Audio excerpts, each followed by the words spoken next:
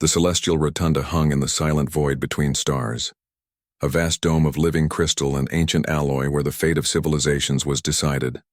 Inside, hundreds of alien delegates floated in gravity-controlled tiers, their forms as varied as the worlds they represented. Some were armored in chitin, others shimmered like liquid thought, and a few existed only as pulses of light. All eyes were fixed on the center of the chamber, where a single human stood alone. Captain Elias Rourke of Earth wore a simple gray uniform, scorched at the edges, and stained with the dust of a dozen worlds. His face was bruised, one eye swollen shut, but his posture was straight, his breath steady. Around him a shimmering energy field pulsed, meant to contain, to humiliate, to remind him he was a prisoner before the might of the Galactic conquered. The High Arbiter, Lord Malric of the Drex, loomed above on a floating dais. His iron-scaled body gleamed under the rotunda's soft light, and his voice boomed like grinding stone. Humanity has been found guilty of temporal tampering, falsification of galactic heritage, and reckless defiance of conquered law. The sentence is planetary quarantine. Earth and all its colonies shall be sealed from interstellar contact for 500 cycles. A murmur rippled through the chamber. Some species nodded in grim satisfaction. Others watched with pity. None expected resistance. Humans were young, loud, and fragile, a species that had only crawled into the stars a century ago. They had no ancient fleets, no psychic legions, no reality-bending weapons. They had poetry, music, and stubbornness. None of that mattered here, but Rourke did not bow. He did not beg. He looked up at Malric, and for the first time, he smiled. It was a small smile. Quiet, almost sad. Then he tapped the comm bead behind his ear. Across the system, every human ship, freighters, science vessels, even the tiny courier drones, powered up their quantum resonance drives in perfect unison. Not to flee, not to fight, to sink. The stars outside the rotunda's transparent dome flickered. A low hum filled the chamber, not heard with ears but felt in bones, in thoughts, in the very fabric of local space-time. Every non-human device in the system, weapons, shields, comms, even the containment field around Rourke, froze. Not broken, not destroyed, simply paused. As if time itself had taken a breath and held it, only human tech remained active. Rourke reached out and touched the containment field. It dissolved like mist. Silence fell so deep it felt like the universe had stopped breathing. He stepped forward, boots clicking against the floor as artificial gravity reasserted itself around him alone. He walked past rows of stunned envoys, past the crystalline Varelians whose facets dimmed in fear, past the gelatinous Ulani who quivered into defensive spheres, past the multi-eyed Cathari who clutched their ceremonial blades but did not draw them. No one moved to stop him, because in that moment, they all understood something terrible and beautiful. Humanity was not what they seemed. Rourke stopped at the grand archway leading out of the rotunda. He turned, not with anger but with quiet certainty. "You judged us," he said, his voice calm but carrying to every corner of the chamber, "without ever asking what we are." Then he walked out. Behind him, the galaxy trembled. 3 days earlier, Earth's diplomatic shuttle, Horizon's Edge, had docked at Concord Station Theta 9. Rourke had been chosen not for his rank, he was only a captain, but for his mind. He'd once salvaged a dead alien warship using nothing but a child's puzzle game and a broken translator. He saw patterns where others saw chaos. The summons had come after the discovery of the Proxima relic, a derelict vessel drifting near Proxima Centauri b.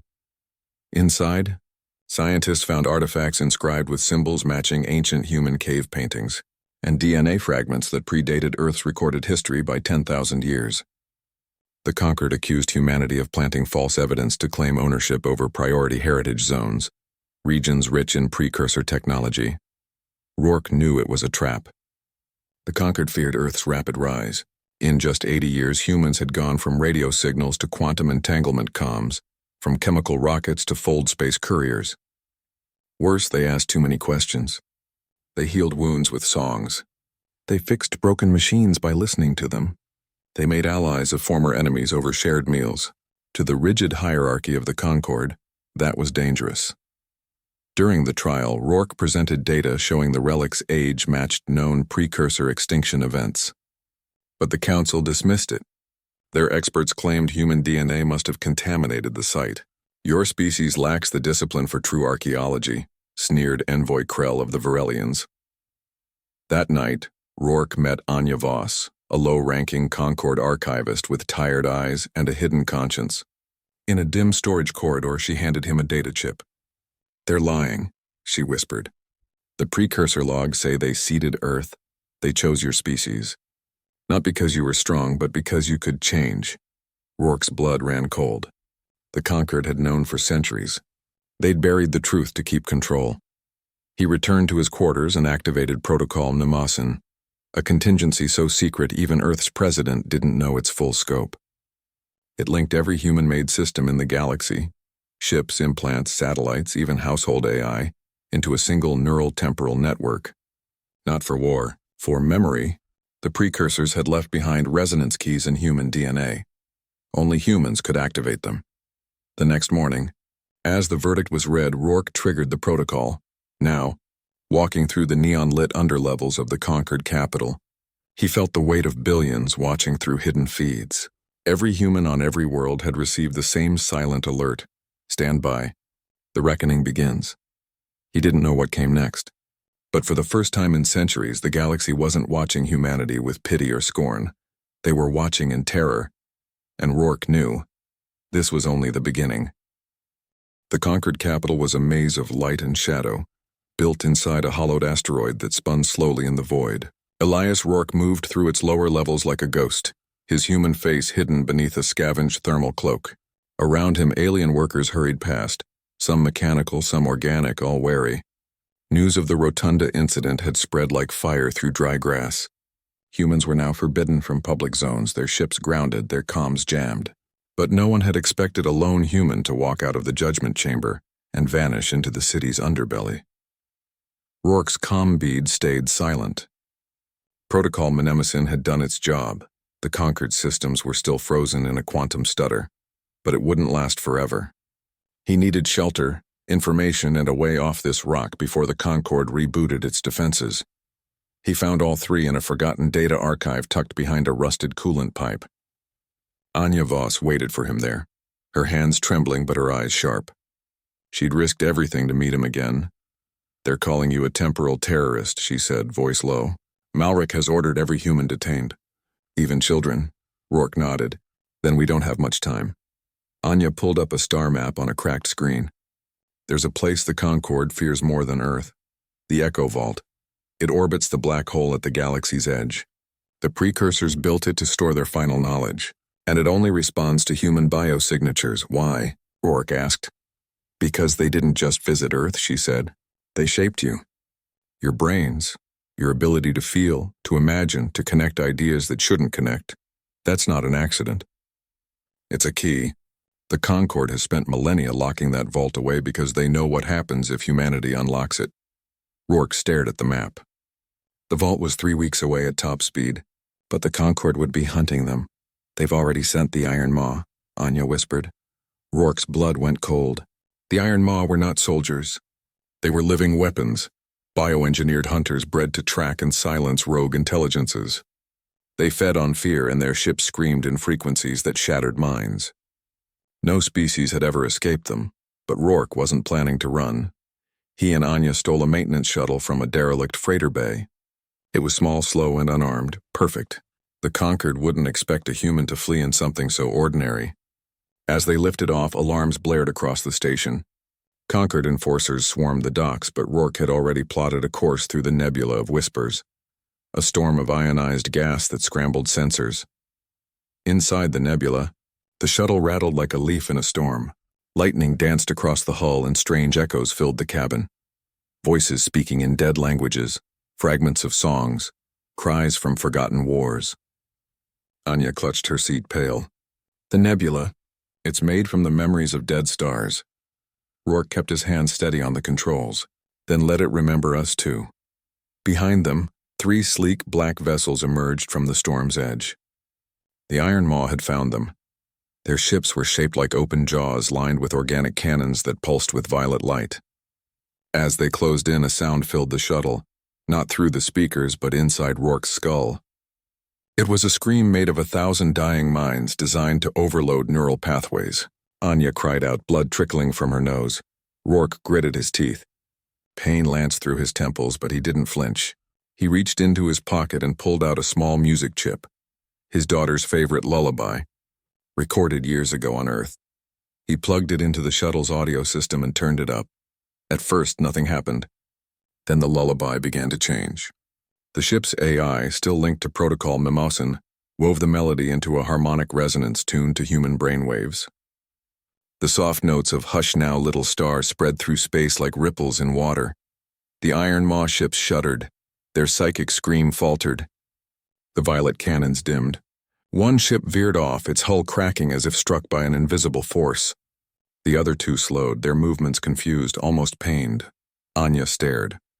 "What did you do?" "Humans don't fight fear with more fear," Rourke said, eyes on the stars ahead. "We fight it with comfort, with memory, with love." The lullaby wasn't a weapon. It was a reminder of safety, of home, of something the Maw had never known. And in that moment of confusion, Rourke punched the engines and shot deeper into the nebula. Hours later, they emerged on the other side, the Maw lost in the storm.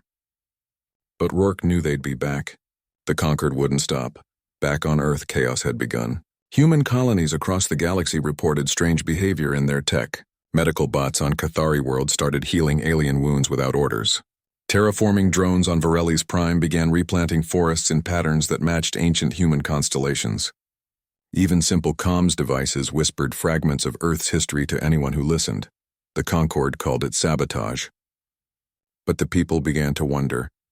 On a frozen moon near the galactic core, a young Varelian named Taylor found a human climate stabilizer humming softly in the snow. When she touched it, images flooded her mind. Her great-grandmother's face, a song from a time before the Concord erased their culture. She wept. Then she told her village. Soon others came. They gathered around human machines like they were sacred stones. Rourke heard these reports through faint encrypted bursts from Earth's hidden network. Humanity wasn't fighting with guns. They were fighting with truth. But time was running out. Malric had declared Earth a cancer that must be cut out. War fleets were assembling, and the Echo Vault was still weeks away. Anya studied the vault's schematics. There's a problem. The entrance isn't physical. It's mental. You have to remember the right moment, the exact feeling the precursors encoded. If you fail, the vault will erase your mind. Rourke thought of his daughter's laugh, of rain on Earth's soil, of the first time he saw the Milky Way from space. Then I'll remember well enough. As the shuttle drifted through the silent dark, heading toward the black hole's edge, Rourke looked at Anya. "Why are you helping us?" "You're not human," she smiled faintly. "Because I remember what it felt like to hope. And your species, you haven't forgotten how to give it away." Outside, the stars bent around the black hole's gravity, twisting light into spirals.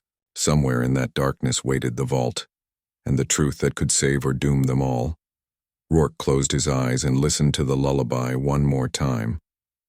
Not as a weapon, but as a promise the galaxy was waking up, and humanity was its voice. The Echo Vault hung in the void like a dream made real. It was not metal or stone, but something older, woven from light and memory, shaped like a double helix that spun slowly around a silent core. No engines powered it, no weapons guarded it. It simply was waiting. Elias Rourke and Anya Voss stood inside the shuttle, staring at the structure through the viewport. It pulsed with a soft blue glow, and even from a distance, Rourke felt it calling. Not with sound, but with feeling.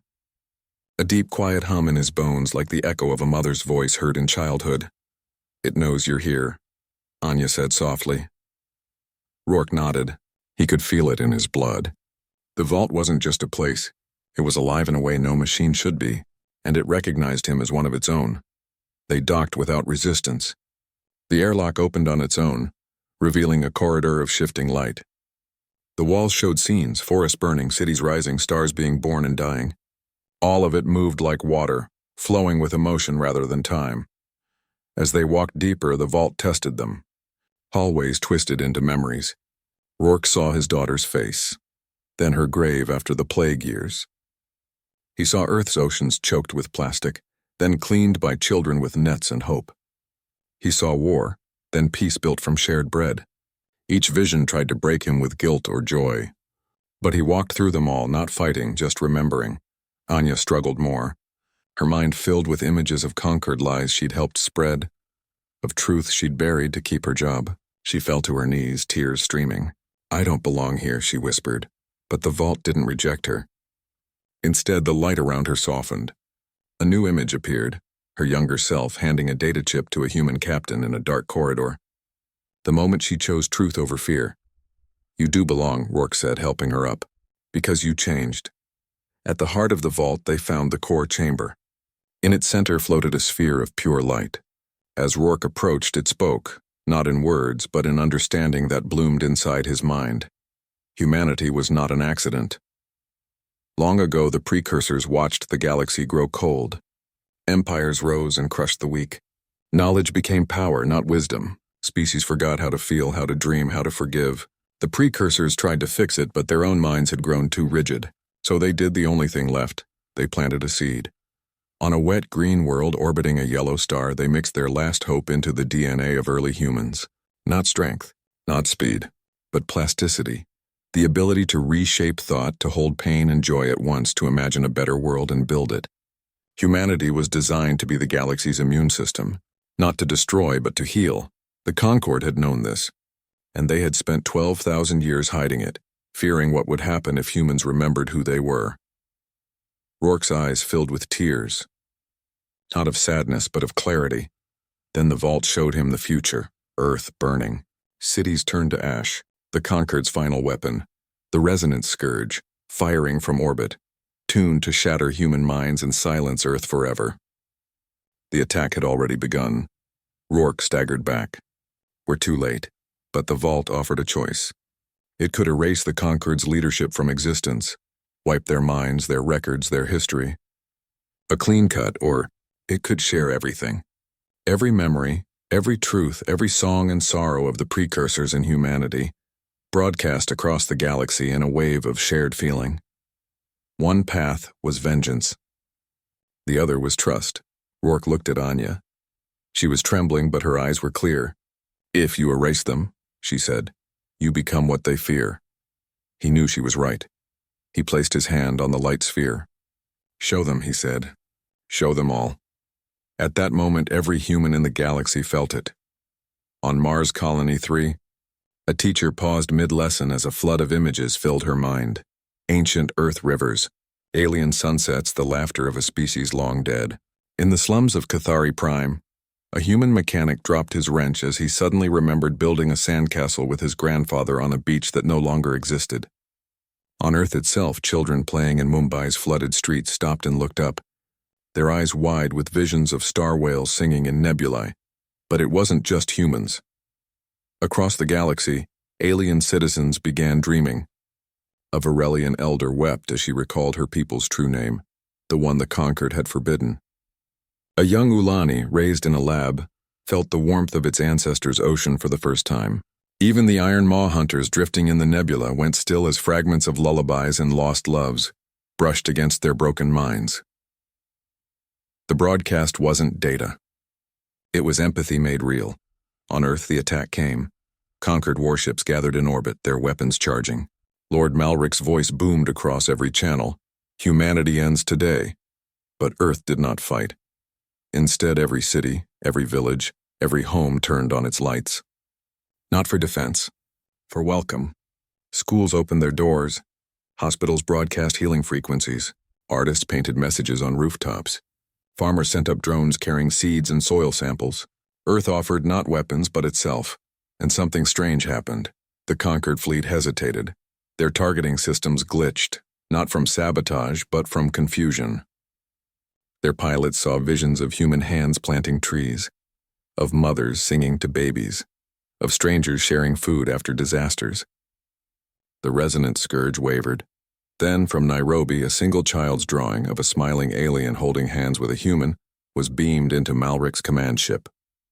It carried no words, just color, hope, and a memory of his own childhood, stolen long ago by the Concord to make him obedient. Malric stared at the image. His iron scales trembled. For the first time in centuries, he remembered his mother's voice. He lowered his weapon. The attack stopped. Back at the vault, Rourke collapsed, exhausted. The broadcast had drained him. But Anya held him up, her face shining with awe. "You didn't win a war," she said. "You ended one before it began." Rourke looked out at the stars. "We didn't do it alone. The galaxy just needed to remember how to feel." As they prepared to leave, the vault pulsed one last time. A new message formed in Rourke's mind. Not from the precursors, but from something older, deeper. Something watching from beyond the edge of known space. The test was not over. Humanity had passed the first trial, but others were coming. Rourke said nothing. He just nodded as if he'd always known. They boarded the shuttle and left the vault behind, its light fading into the dark. Behind them, the galaxy stirred, not with fear but with wonder. And ahead, Earth waited, not as a planet, but as a promise. The silence after the battle that never happened was louder than any explosion. Across the galaxy, ships powered down their weapons. Soldiers stood still in their armor. Leaders stared at screens showing human faces, not angry, not proud, just waiting. Earth had not fired a single shot. It had simply opened its doors and, in doing so, had shattered the Conquered's control. Elias Rourke returned to a changed galaxy.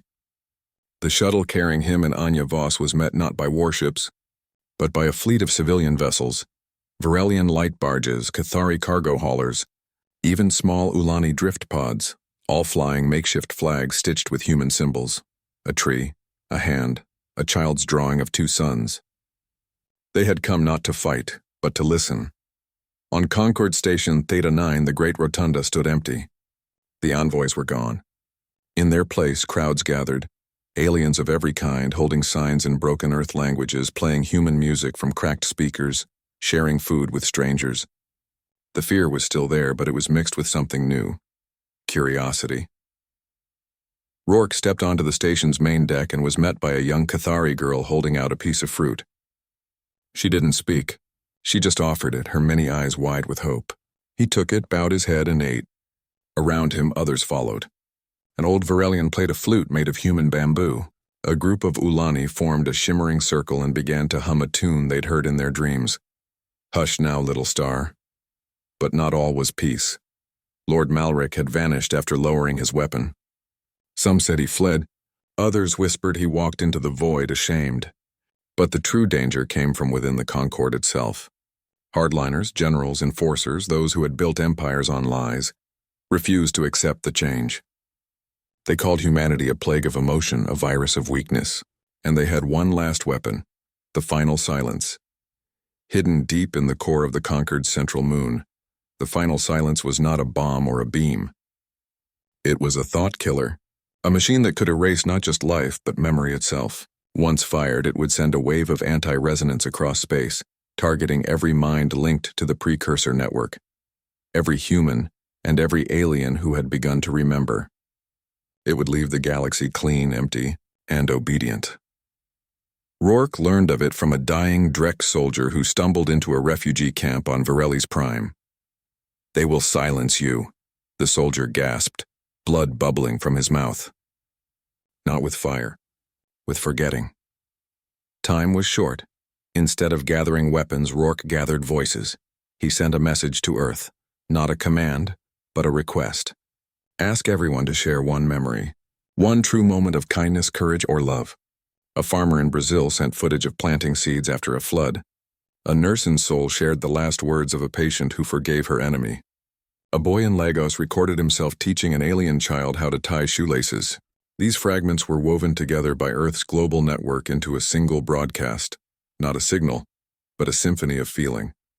Musicians joined. Poets wrote. Engineers tuned satellites to carry not data but emotion. The broadcast would not be sent through comms. It would ride on the same resonance that powered Protocol Mnemosyne, the living frequency of human connection. As the final silence powered up, its hum shaking the moon's crust, Rourke stood on a ruined plaza on the Concord capital, surrounded by thousands. Humans and aliens stood shoulder to shoulder, not as armies, but as witnesses. The machine fired. A wave of cold emptiness shot toward Earth faster than light, designed to wipe minds clean. But the symphony met it halfway. The broadcast hit the wave like a tide of light meeting a wall of ice. Where the silence sought to erase, the symphony remembered. Where it demanded obedience, the music offered choice. The two forces clashed not in fire, but in feeling. On the moon, the final silence's core began to crack. The machine had no defense against empathy. It was built to kill thought, but the symphony wasn't thought. It was soul. The wave collapsed in on itself. Back on Earth, children looked up as the sky shimmered with colors no eye had ever seen. In that moment, every person, human or alien, who had opened their heart felt a warmth spread through them, as if the universe had whispered, "You are not alone." The hardliners surrendered, not because they were defeated, but because they were seen. One by one, they laid down their arms. A general wept as he remembered holding his daughter before the Conquered took her for training. An enforcer dropped his weapon when a human offered him water and said, "You look tired." Malric reappeared that night. He walked alone through the plaza, his iron scales dull, his posture broken. He stopped before Rourke, who offered him no judgment, only a seat. "I spent my life believing strength was control," Malric said, voice rough. "But you showed strength as letting go." Rourke nodded. "We all forget sometimes. The trick is remembering together." In the days that followed, the old Conquered dissolved. In its place rose something fragile and new, the chorus of echoes. No single species ruled. Decisions were made not by votes, but by shared understanding. Humans didn't take a throne. They took a seat among many, and often they just listened. Rourke watched from a quiet balcony as alien and human children played in the streets below, teaching each other games, mixing languages, drawing maps of stars none had visited yet. Anya stood beside him, now the first archivist of shared memory, her hands full of data crystals that pulsed with living stories. "You could lead them," she said. Rourke shook his head. "Leadership isn't what they need. They need to find their own way." We just reminded them they could. Far away on 1,000 worlds, humans did the same. They didn't build monuments. They built schools. They didn't demand tribute. They shared seeds. They healed wounds with songs, fixed broken systems with kindness, and turned enemies into neighbors with a shared meal. The galaxy was learning to breathe again. And as night fell over the capital, Rourke looked up at the stars, not as a soldier, not as a hero, but as a human among many. The terror was gone. In its place bloomed something rare and precious, trust. But deep in the quiet between galaxies, something older than the precursors stirred. It had watched. It had waited. And now it sent a signal, not of judgment, but of invitation. Rourke didn't hear it yet. But he would. For now, he smiled and went down to join the children. Peace settled over the galaxy like morning mist, soft and uncertain but real. The chorus of echoes met in open fields now, not domed chambers. No one sat higher than another. Humans brought tea. Varelians brought light songs. The Ulani shared dreams in shimmering mist. Decisions were slow, messy, and full of mistakes, but they were made together. Elias Rourke stayed away from it all. He had done his part. Now he walked the shores of a rebuilt Sydney, where the ocean met land in gentle waves. Coral reefs glowed, with bioluminescent algae engineered by human and Cathari scientists. Children, human, alien, and mixes no one had names for yet, played in the shallows, building castles that sang when the tide touched them. He wore no uniform now, just a simple shirt, faded by sun and salt. His face was older, lines deepened by wind and worry, but his eyes were calm. He watched a young Drex child, scales still soft, eyes wide, try to skip a stone. It sank. The child frowned. A human girl nearby showed her how. After 10 tries, the stone bounced twice. The Drex child laughed, a sound like cracking ice melting into water. Rourke smiled. This was the victory. Not treaties or thrones, but this. Trust learned one stone, one word, one shared silence at a time.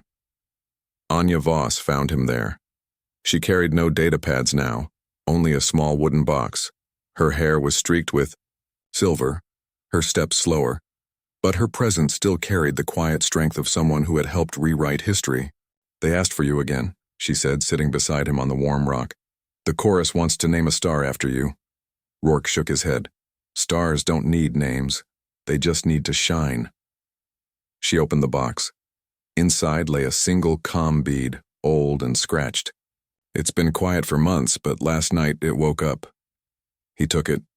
It felt warm, like it remembered his touch. He placed it behind his ear. A sound came through. Not a voice, not a signal, but a pattern. Simple. Repeating. In perfect English, clear as a bell. You passed. Now prepare. Rourke went still. The words carried no threat, only weight. Like a teacher speaking to a student who had just finished one lesson and stood at the door of the next. Anya watched his face. It's them, isn't it? The ones before the precursors. He nodded. The precursors were guardians, but someone had to watch the guardians. They said nothing for a long time. The waves whispered. Gulls cried. The children played. What do we do? Anya finally asked. We listen, Rourke said. And we remember that passing one test doesn't mean we're done. It means we're ready for the next. Back on Earth, life went on. Farmers planted fields that bloomed in alien colors. Artists painted murals showing humans and Varelians dancing under twin moons. Schools taught not just math and science, but how to sit with someone who was hurting and say nothing at all. Humanity didn't rule. They didn't preach. They simply were.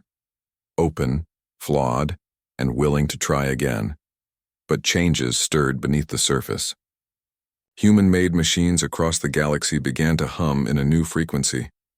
Not for war, not for memory, but for connection to something deeper. Medical bots started healing not just bodies, but grief. Terraforming drones shaped landscapes that matched the emotional needs of the people living there. Calm valleys for the anxious, bright hills for the lonely. Even streetlights dimmed when someone walked alone at night, as if to say, I see you. The galaxy noticed, and it began to change too. Varelians stopped building towers to show power and started weaving living gardens that grew with community stories. The Cathari rewrote their laws to include acts of kindness as legal defense. The Ulani, once silent observers, began sharing their ancestral ocean songs with anyone who asked. Earth became a place of pilgrimage, not for power, but for peace. Aliens came not to study human weapons, but to sit in human silence, to learn how to hold pain without breaking. Rourke knew this calm wouldn't last forever. The signal from the void was proof.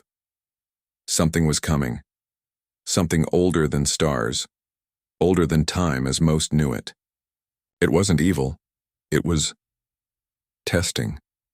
Watching to see if a species that had healed its own galaxy could help heal the next. One evening, as the sun set in streaks of orange and purple, Rourke stood on a hill outside Nairobi.